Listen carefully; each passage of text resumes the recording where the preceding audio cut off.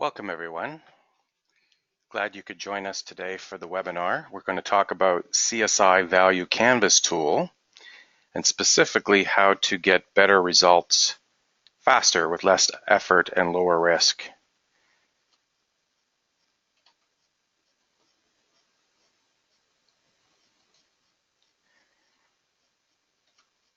So, my name is David Smith. I'm the president of Micromation.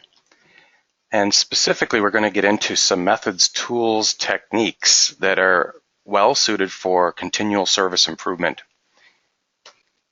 And to get started, I want to talk a little bit about some of the background problem that I perceive that is happening out there today. Now, some of you have joined this session because you've downloaded some of the tools that we've offered, specifically CSI Canvas. And what I found is that today when you look around at people attempting to do continual service improvement, you find that there's a lot of deficiencies, or somewhat you could describe it as being ineffective. When you dig deeper, the specific challenges that we see are that people are being asked to do more with less. And what I mean by that is there's a lot of activity going on with incidents where people their time is drained with putting out fires. We're still trying to keep up with technology change. It's happening very quickly, so we're trying to keep on top of that. Our workload is increasing, and at the same time, we're being asked to try and improve things. So when you look at all these factors, it's really tough trying to meet these kinds of challenges and make improvements and, geez, even lower costs with the limited resources that we have. So time is at a premium. If you compound on that, another thing that's happening is the whole concept of cloud computing, and that's where people can bypass IT and go get services directly from vendors. Hey, and guess what? It's good, it's easy, it's fast, it's cheap, and the risk is that at the end of the day, there's a lot of these services, and in some organizations, we're talking like 800-900 of these different types of cloud providers. And that presents, risks and challenges for managing the security level. This whole area is called shadow IT. So it's somewhat looming in the background that we need to get our arms around and figure out how to deal with and cope with that. So on another front, we've got, over the last number of years, a lot of best practices have happened and come out onto the marketplace. And IT service management has, ITIL, the IT infrastructure library. We've got COBIT and ISO standards. And service managers and owners are trying to put that in place, but, trying to do that while keep the lights green, it's very frustrating for them to try and get the benefits that these different offerings proclaim. So when we look at all of this, we say, well, geez, one of the most powerful tools that are in that toolkit is continual service improvement, or we call it CSI. And it's often overlooked because we're too busy with the day-to-day firefighting. So we're kind of in a conundrum, or I call it catch-22 situation, where we don't have time for CSI or improvements, and kind of the stance is, geez, we'll make improvements once we have time and money that we can get to it. So as a result, we've got all kinds of missed opportunities, and we just kind of stay in this mouse trap. So that's where I'm going to present a solution, and it's a way to make CSI more effective, and it's using some very simple methods, techniques, and tools that I've discovered and used with many different clients over the years. So the first one I want to talk about is just a method, and this method is called the Domino effect. And the benefit of it is it helps create value faster with less effort and more focus. And specifically how it does that is that it makes you systematically or methodically think through what are the real steps that you need to do to affect change. And it breaks it down into really there's 5 things that you need to worry about. And if you look at my little diagram, on the top right corner, you see that there's strategy, and to its left, there's enablers, challenges, and then initiatives. And then on the bottom, we've got controls. And this is portraying in dominoes. And the concept here is that when you go to put any kind of an improvement in place, what you need to do is focus on working backwards. So you start with the strategy or the outcomes that you're looking for, And then once you've got those figured out, you work backwards and say, well, what is it immediately that we need to enable those strategies in order for them to work? And those enablers then are further explored to look at, well, what are their challenges and issues or risks that might specifically be hindering them from doing their job? And then once we understand that, we look at, well, what kind of initiatives or improvement strategies could we put in place that would remove the challenges and make those enablers help us achieve the outcomes of the strategy. So you build the plan backwards, but when you actually execute, you're executing in the other order. So you plan from right to left or backwards, and then you execute the initiatives forward action. So you start with the initiative and put them in place. That removes the challenges and makes the enablers create the strategy or make the strategy come true. Now you'll notice that there's one on the bottom, and it's kind of like a guide, and we call that controls, and that's things like measurements, artifacts, and evidence that is quick feedback for us to make sure that when we do build the plan and execute, that we know what to look at to keep us focused and on track so that things happen the way we want them to happen. So using this method, what it helps us do is a couple things. One is, as we work through this, we have to talk to everyone and get their input as to what are these components, how do they fit together. And by doing so, what happens is that automatically we start to get buy-in because we're socializing these ideas and thoughts as we go through and discuss them with people. And as a result of going through that, people will keep us focused on what's really important, because at the end of the day, we're all trying to achieve the outcomes that are desirable for your organization.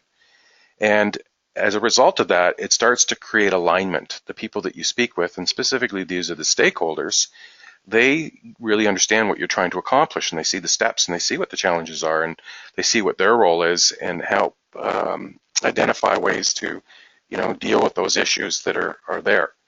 And when you do get to the execution stage, you start to get results faster because people know why you're doing it and they're a part of it. So I call it, they have skin on the game.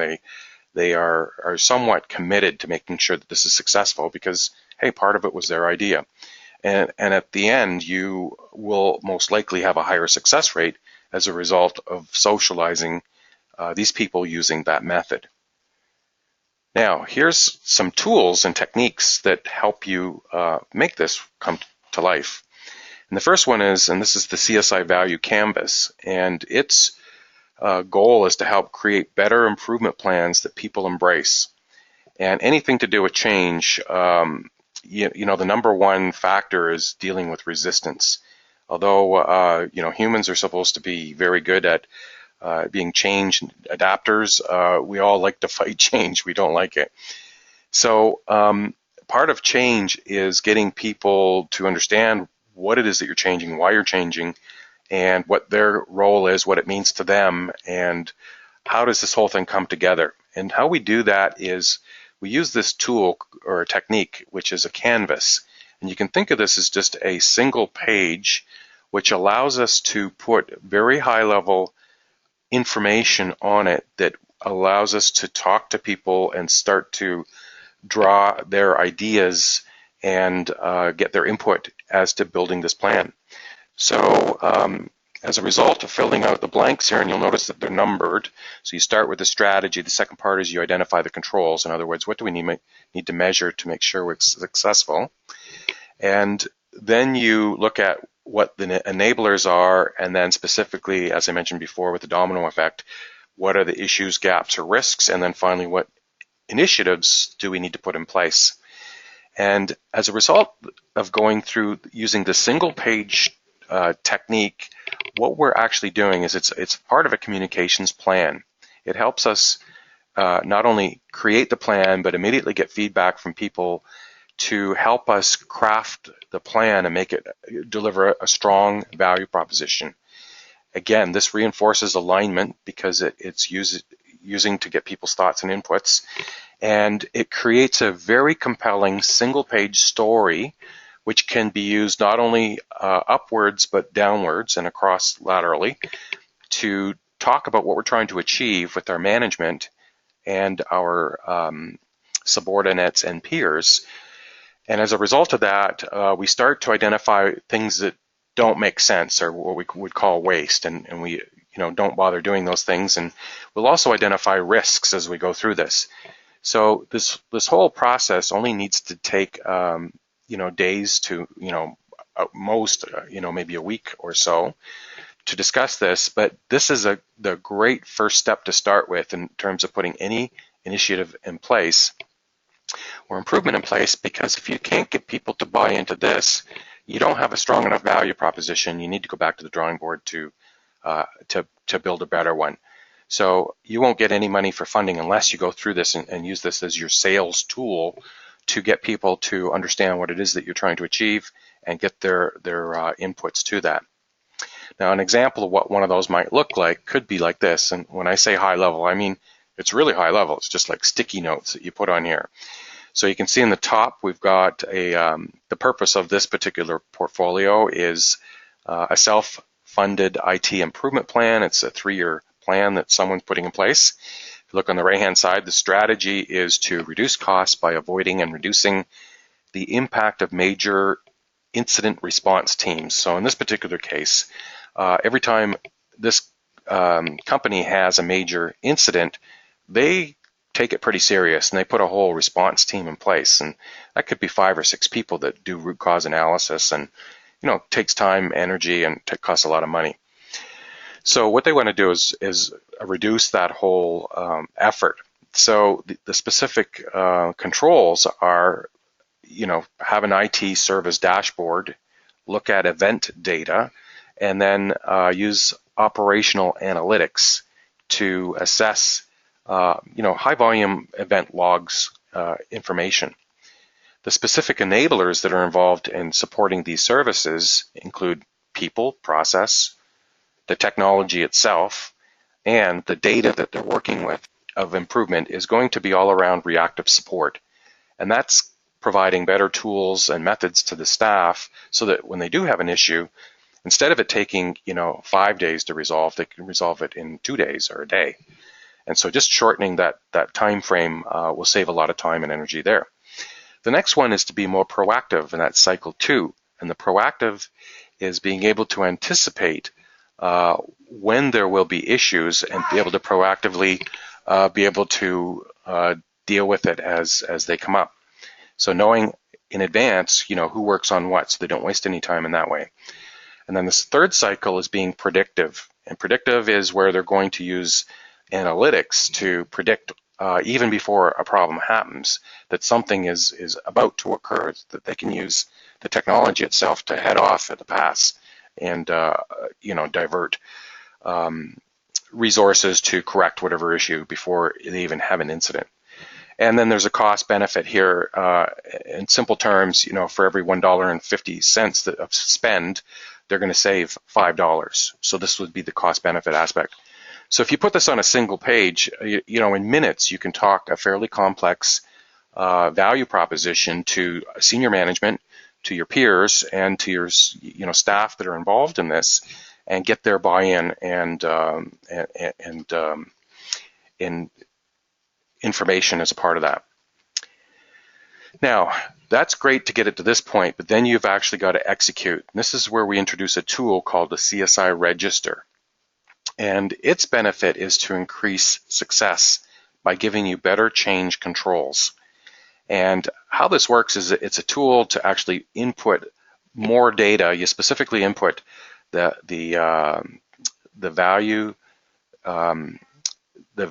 card that we talked about earlier. That information goes into it, but then you'd have to get much more detailed as to who's involved, what are the steps, what are the specific activities, what are the time frames, what are the real details around the measurements, which systems in what order, what activities in what order, what people are involved, etc. So it's more of a project control tool. It allows you to put the detailed information into improved communications and better control the project steps and track who's been assigned what activities and provide overall progress tracking and allow us to more effectively collaborate with everybody that's on the team to be able to increase our transparency to see what's going on and who's able to get what tasks to what state. And it's scalable in the sense that it can be very simplistic for simple projects, but it can scale up and be fairly sophisticated and detailed for much more complex projects. So this is a software tool that would allow you to track all those details to make your project much more successful for change control. So to put this all together, we have a tool set called CSI Manager. It's a software tool set. It's very simple, but it uses the domino effect plus a canvas and the register. And in that tool set, you first start with your strategy, and you would complete a canvas, and then you'd enter the details about what is the purpose and the outcomes and the benefits that are important to the organization. Next step would be you would enter controls, and that's what are the metrics that you'll measure to show that you've achieved the outcomes that you're looking for and guarantee your success, as well as what evidence might be required to show that you are meeting your requirements, or maybe things are not going as planned and will allow you to intervene and get things back on track quickly. You would then also put in information about the enablers. This would be, what technologies might be involved, or is it a process, or who are the people or the organizations that directly support the outcomes and the benefits. And it could even be data. And then from that, for each of those areas, what are the specific challenges that we know about? And these could be in the form of risks or issues or gaps that we know of that need to be overcome. And then finally, for all of those issues and gaps and challenges, what are the actual initiatives that we would need to put in place to make those gaps or issues go away? So these are the changes, or maybe there's opportunities to remove waste from the way we work, or find ways to increase our productivity through tools or improve processes, etc. So those are the components that all fit into this tracking tool called CSI Manager. Now here's a case study I'll go through very quickly. The Ontario government and a woman named Jill Dellon used this method, and their specific issue was they consolidated a number of different departments and were hoping to streamline it. And as a result of that, it was very confusing for people because they didn't know who was supposed to work on what. So Jill's team developed a method that they put together, and its goal was really to simplify things as to who supports what and how do they put this information into a help desk. And you'll see me, I'm on Jill's team here. So as a part, what we did as the first step is we just built a strategy. So we determined, what services were critical to her customers, and we ranked and prioritized them. And then we took each individual service, and the first thing was to build some scorecards that we could know how well the service worked at the beginning, which was called the baseline, and later, once we started implementing the changes. Then we looked at the enablers, and specifically it was the services themselves. So we had to decompose them, and we used a tool called Failure Mode Effect Analysis, or FMEA, and this allowed us to look at what are all the parts that make up a service, and what's the best support pattern that we could use to be able to get the right people to the right place at the right time in order to resolve an issue if and when it happened.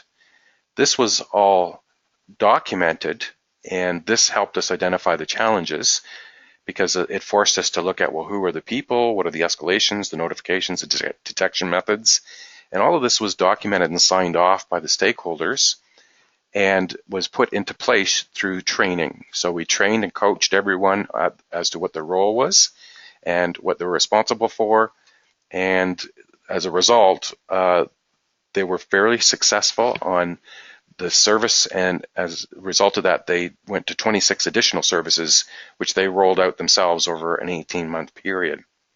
So that's an example of using that particular approach.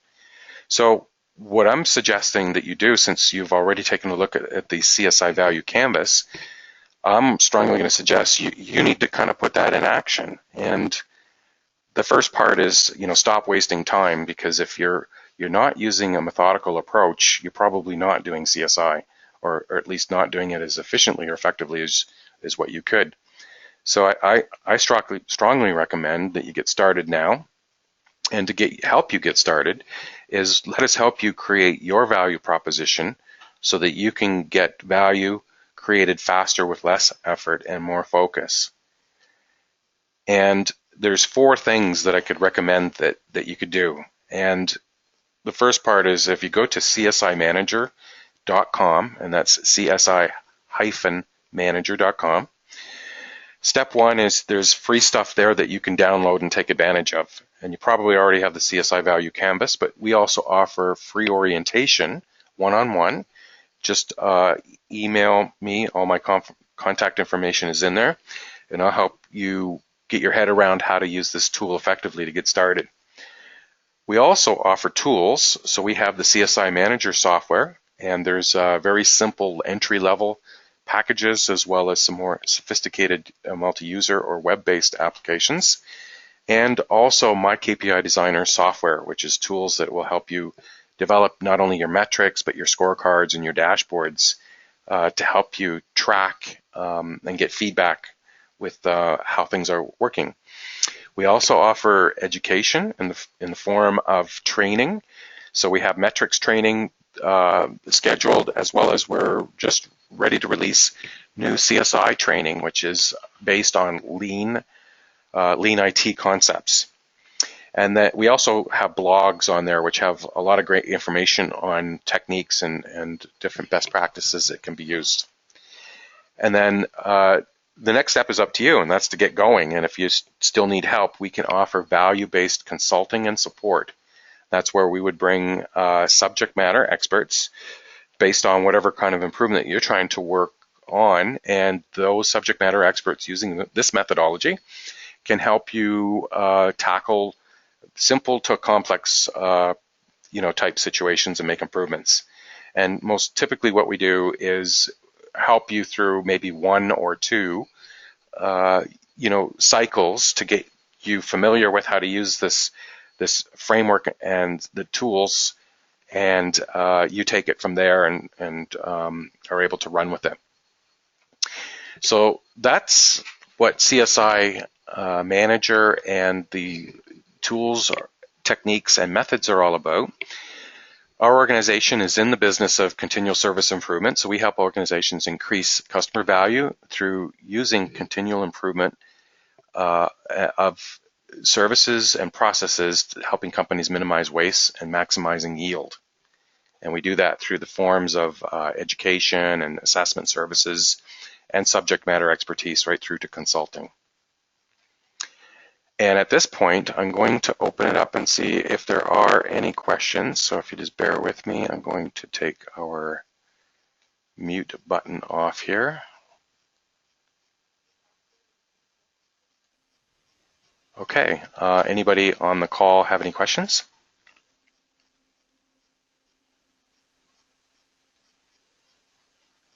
All right, it's pretty quiet. So at this point, I will just close off the meeting by saying thank you very much for attending our session, and look forward to hopefully working with you and helping you get the results that you're looking for. All right, thank you.